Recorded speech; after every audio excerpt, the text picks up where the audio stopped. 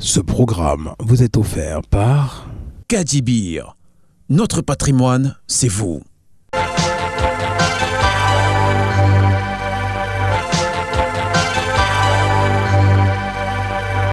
Ce lundi a été une longue journée au Palais des Congrès de Yaoundé. 2 suspensions de séance, une en matinée et une dans l'après-midi. En matinée, sur proposition de Paul Sopopriso, aussitôt les réponses du Premier ministre connues sur les principales revendications de certains partis de l'opposition, dont voici les principaux repères. Sur la présidence des travaux, le Premier ministre a constaté un consensus général de la part des intervenants pour qu'il continue de les conduire.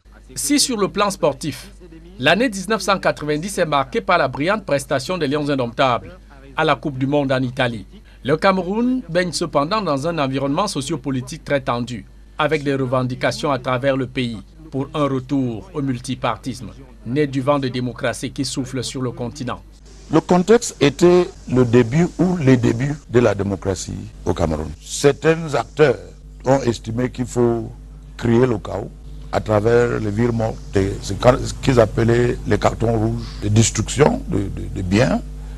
Et certaines mêmes personnes ont été blessées. Partout en Afrique, il y avait des appels pour ce qu'ils appelaient une conférence nationale souveraine. Des contestations atteignent leur pic avec la naissance dans la douleur du Social Democratic Front, le principal parti de l'opposition, dont 6 militants trouvent la mort par balle le 26 mai 1990, dans une répression policière sanglante dans les rues de Bamenda, la capitale de la région du Nord-Ouest. Le Rassemblement démocratique du peuple camerounais, parti unique à l'époque, doit désormais faire face à une concurrence, annonçait déjà le chef de l'État Paul Biya, le président national du RDPC. De tractation en tractation dans les coulisses, une grande concertation nationale de tous les acteurs de la classe politique camerounaise aboutit à la tripartite de 1991 entre le parti au pouvoir, le RDPC, et les formations politiques de l'opposition. Il faut saluer la volonté des participants de maintenir le climat des discussions dans un cadre acceptable de gens qui ne sont pas des ennemis. Nous pensons qu'on est en train d'évoluer vers une certaine compréhension. D'abord parce que les artifices et les arguments de pression sont en train d'être battus en brèche et qu'il faut avancer des arguments.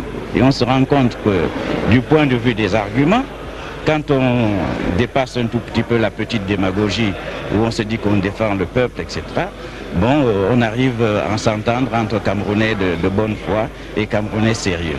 Et c'est donc dans un contexte d'avènement des premières élections pluralistes, présidentielles et législatives, que les Lions indomptables du Cameroun participent à la Coupe d'Afrique des Nations de 1992.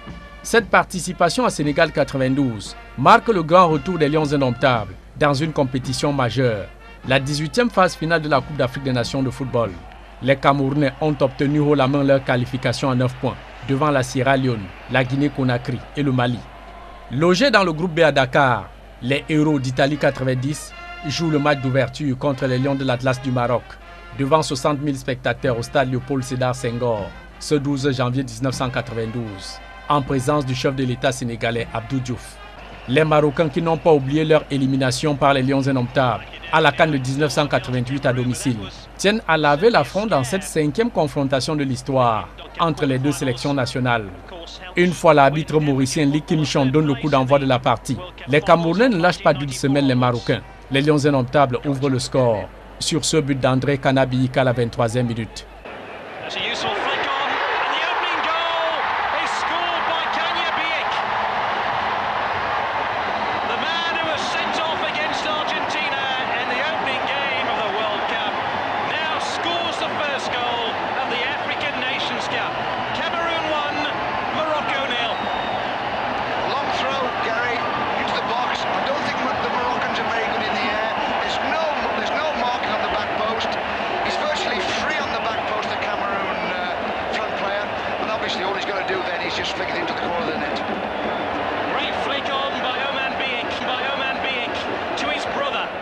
Sur cette plus petite des marques, le Cameroun empoche 2 points, attendant 4 jours plus tard, croiser les Léopards du Zaïre, qui ont contraint les Marocains au partage de points à leur premier match.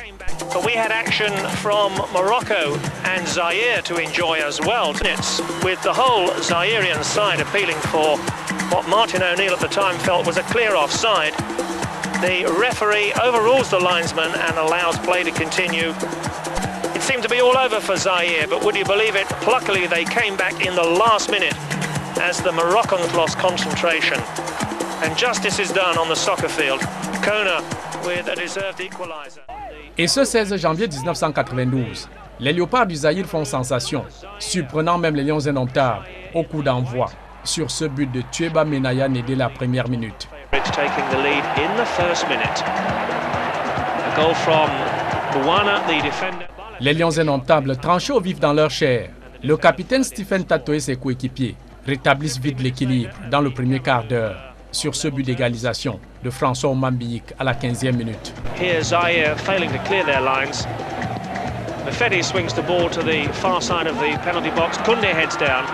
And Omambiyik, the target man who'd promised his team a goal today in that game, gets on the score sheet as it finished. À 3 points en 2 matchs, les Lions indomptables sont en quart de finale, avec en face les Lions de la Teranga du Sénégal, l'équipe du pays organisateur, coachée par leur ancien sélectionneur, le français Claude-Marie Leroy, qui avait poussé un coup de gueule aux Lions avant la confrontation en phase de groupe à la CAN de 1990 en Algérie.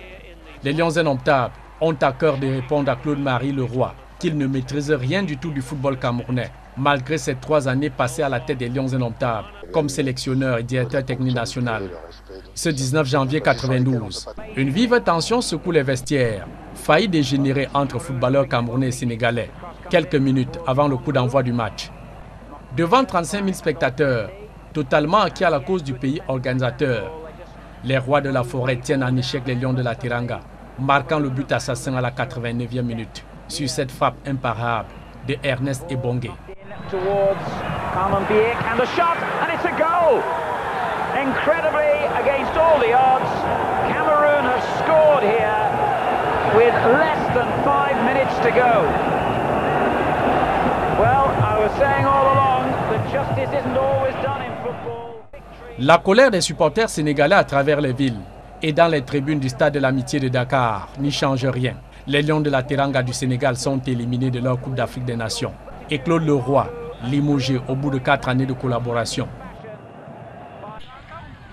Certains voulaient terminer leur carrière sur une belle note en gagnant à domicile la CAN.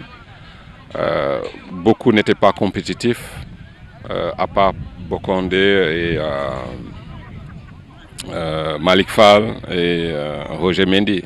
Tout le reste n'avait pas joué une vingtaine de matchs cette saison-là. Donc voilà, mais ils avaient à cœur de jouer cette CAN et de la gagner pour pouvoir sortir par la grande porte. Malheureusement, le coach n'a pas suivi son cœur. Je crois qu'il a confectionné l'équipe des Sénégalais, mais pas son équipe. L'équipe des Sénégalais, parce qu'il y a eu un sondage qui a été fait avant la CAN. Les joueurs pros étaient devant et les locaux étaient derrière. Donc c'est dire qu'il s'est basé sur ça. En demi-finale, les Lions croisent les éléphants de Côte d'Ivoire. 0 but partout au terme du temps réglementaire. Les Lions chutent à la séance fatidique de tir au but. 1 tir à 3. Dans la perspective de sauver l'honneur avec une honorable 3e place, les Lions indomptables échouent encore au match de classement face au Green Eagles du Nigeria, avec ouverture du score à la 75e minute de Ekpo. Unpardonable. And they were made to pay for that miss when the first goal went home in the 77th minute from Ekpo. And Gary Bloom at the time suggesting Songo may have been... Toujours mené 1-0 à 5 minutes de la fin du temps réglementaire. Emmanuel Mabouan-Kessak égalise à la 85e minute. Against Nigeria in the 1984 final. Just one of a number of Cameroon players who's been around a long time now. And his cross scrambled home by Mabouang. Mais Rachidi Yekini redonne avantage aux siens 3 minutes plus tard. From Rachidi Yekini, and we suggested at half-time that surely he's booked himself a passage onto a bigger stage. Can Vitória Setúbal, I wonder now, in Portugal, hang on to the talents of this man? Scored 3 times in Algeria in 1990, and here at Senegal 90. Et 2-1, la CAN Sénégal 92 s'achève pour les Lions indomptables sur une place de 4e dans le tournoi. Nigerian lead with just 2 minutes remaining. The 88th minute winner that gave Nigeria sweet revenge for those defeats. Ce programme vous a été offert par Kadibir. Notre patrimoine, c'est vous.